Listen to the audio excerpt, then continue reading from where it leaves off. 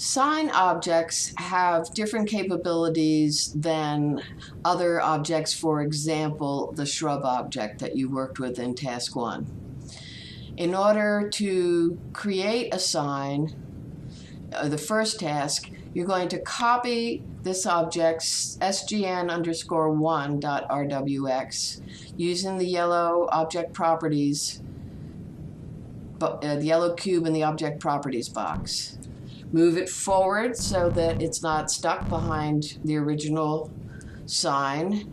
And note that now we have an action, create sign.